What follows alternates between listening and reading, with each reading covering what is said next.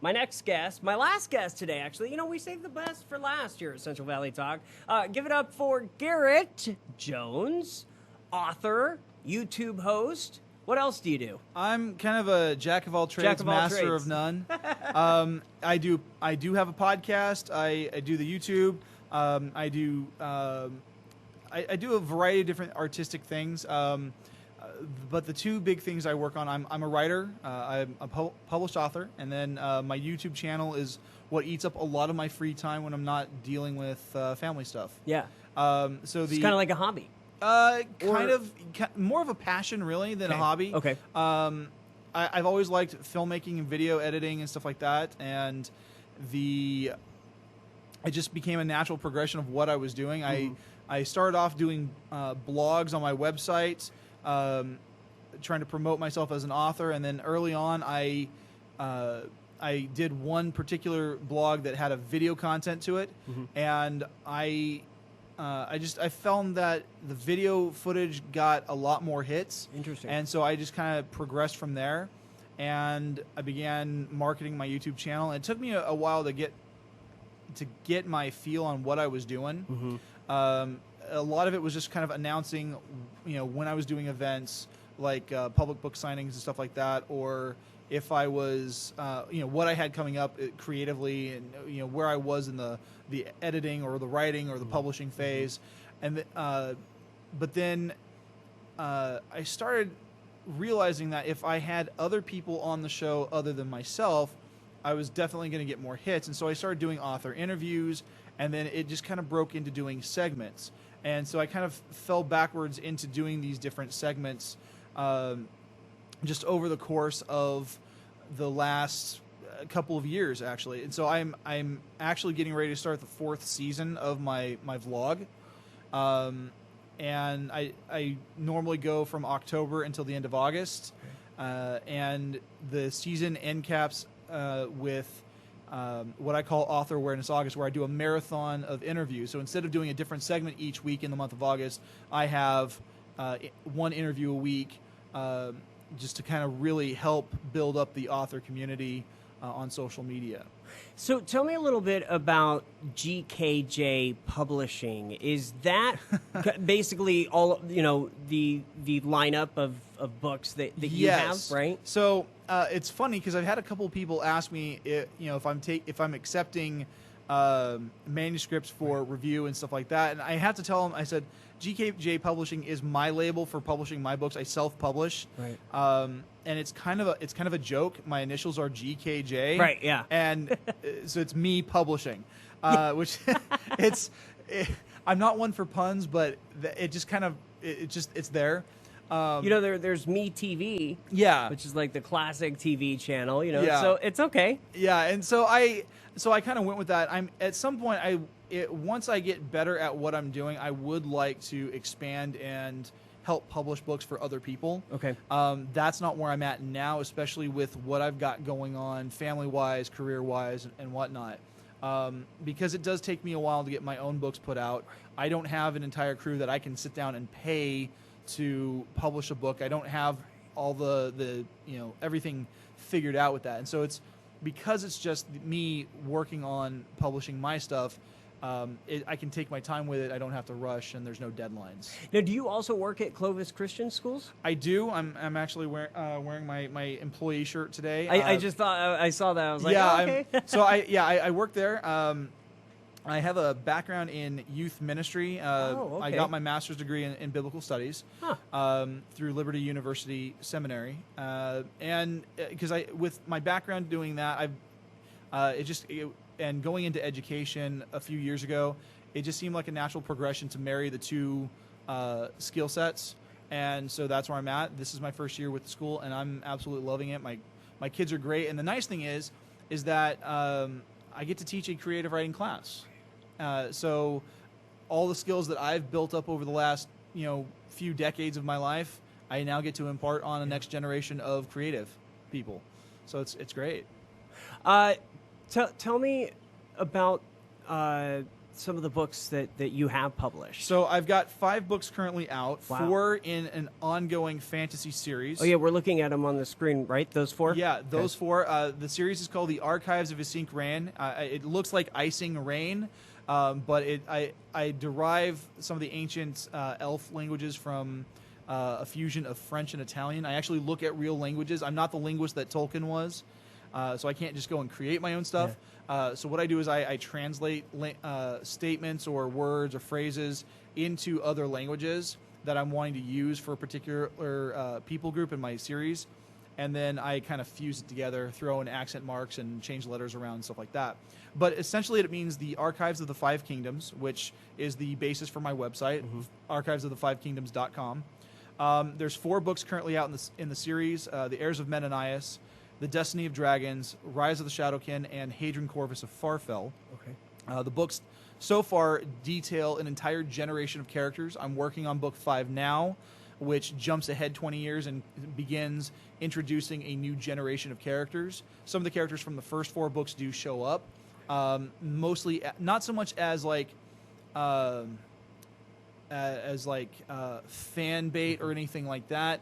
It's more of there needs to be a passing of the torch, and it's there, but it's done in a very organic way. Not like a movie that shows up 30 years down the line, and you randomly have Harrison Ford show up.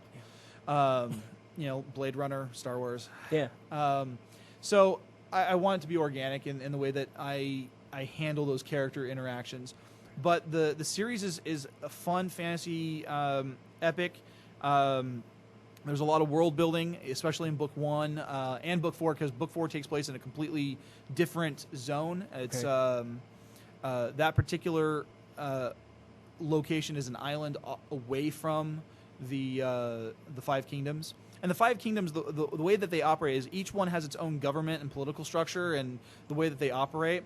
But they are like the EU, where they have a common currency, they have open borders, you can travel between them without any resistance or issues, and they do have some common laws that are across the board, but they have their own way of doing things. And this idea came to me when I was living in Japan 20 years ago, and it just stuck with me. I designed a lot of the characters when I was in high school. And initially I wanted to do comic book, and I wanted to work on comic books, but I can't draw to save my life. So the next best thing is to write a good story. Yeah. And so that's what I do. And so that's how the stories came about. And I've had people who are not fantasy lovers or fantasy readers at all read my books, and they're like, "These are great. I can't wait for book 5." And so I've got readers from all across the country, all across the world. One particular reader from the Isle of Man has really she read my books in like a span of like 3 months, because all 4 of them. Dang. Yeah. I do have another book that's out. It's on Kindle and Audible. Okay. And so you can pick it up in those 2 formats. It's a book of poetry that I wrote called The Lover, the Fighter, and the Philosopher. Okay. And it's a lot of poetry that I wrote during my college days, as writers are want to do. And but I span it over the theme of the 3 main topics that you hear about in poetry: war, love, and religion. So so those were the 3 themes that kind of connected me with these particular poems, and I organized them in that mindset. There is a collection of other poems that kind of sit outside of them, and they kind of come at the tail end of the book. But it's a quick read. You can listen to it on Audible or audiobook for it's like 45 minutes long. Very short. It's narrated by myself, because I figured something like that, it should have the author's voice to it. But it was a lot of fun to put that together as well. It was The 5th book. Yeah. Is that on the way? It is. I'm actually there's kind of a funny story with the 5th book. I literally finished book 4 and had it come out in November of 2018. I said, I'm going to take a little bit of a break. I'm going to wait until after the new year to get started on the new one. And mid-December of 2018, I'm starting the pre-planning on book 5. Like I had detailed some things out, but I went into I spent 2 weeks in planning mode, and then by the start of 2019, I went into full production and writing mode. And so I started writing towards the tail end of December of 2018, and by December of 2019, the book was done. As far as the drafting and the writing and all that. And I've got a very old-fashioned method for drafting. I handwrite each of my chapters. Well, let me back up. I outline how I want the book to go based on character arcs and what I want to have happen with my characters. Then I create a chapter-by-chapter synopsis, brief details of what I want to have happen in each section. And then from there, I handwrite each chapter. I then transcribe it into a Word document on my computer, save it, and then move on. And then once I have the whole manuscript done, at that point, I go into edit mode. And then I harvest each chapter out of the full manuscript, save it as a separate file. I go through the edits, and that's where I'm at right now. I'm actually about 2/3 of the way through the second round of edits, which I had a bit of a hang-up last August of 2020. I went to go open a particular file to print it up, and I found that the entire file folder had corrupted on my thumb drive, and I nearly lost the entire thing. Oh. I was able to salvage 12 of the chapters, individual chapters, and I luckily had all of my printed copies for the chapters I had done so far, and the handwritten copies in my notebook, and I basically rewrote the entire book 5 in the span of 2.5 months.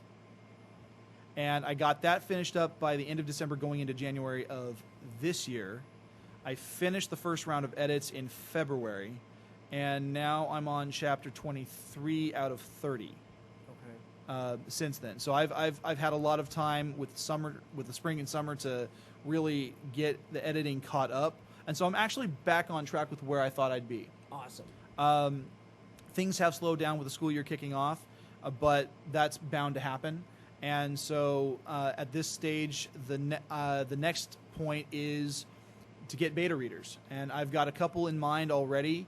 What beta readers do is they read through it. It's kind of like doing a test screening for a movie. They read through it. They look to see what works, what doesn't. They make suggestions. They're not looking to do any edits or grammatical things. They're there to catch them if they do.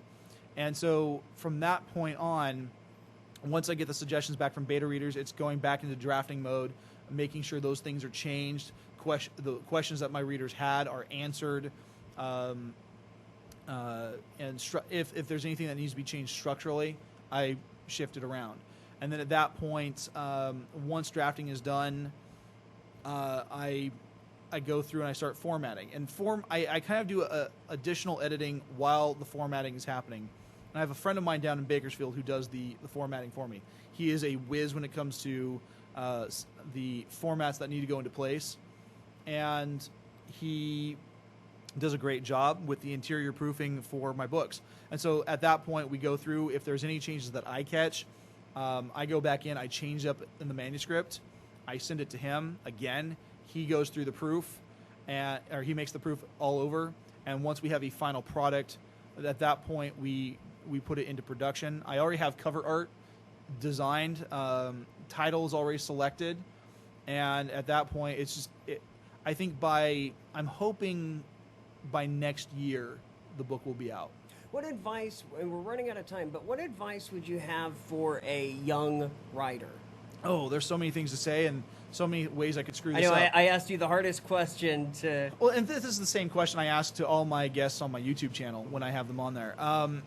The advice I would give is if you've got something to write or if you've got this idea nagging at you, I highly recommend that you put it onto paper. However you can, whether it's on a note app on your phone or a tablet, Word document on your computer, or if you're just writing in an actual notebook.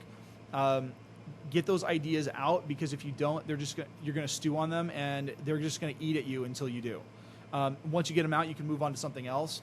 But if this is something that you're really wanting to pursue, try it. Whether it works or not, try it. Perfect. Perfectly said. People can learn more.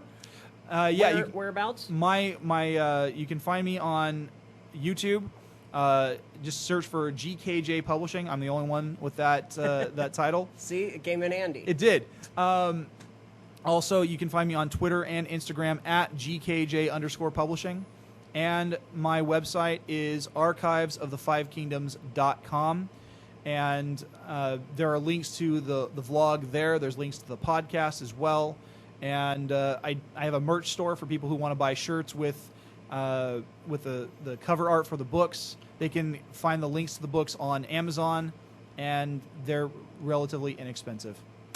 Garrett, thank you so much for joining us today. And when the next book officially comes out, can you come back? Oh, absolutely. All right. Absolutely. Very good, very good. Good to meet you, brother. Good to meet you, too. All right. I'm Austin Reed.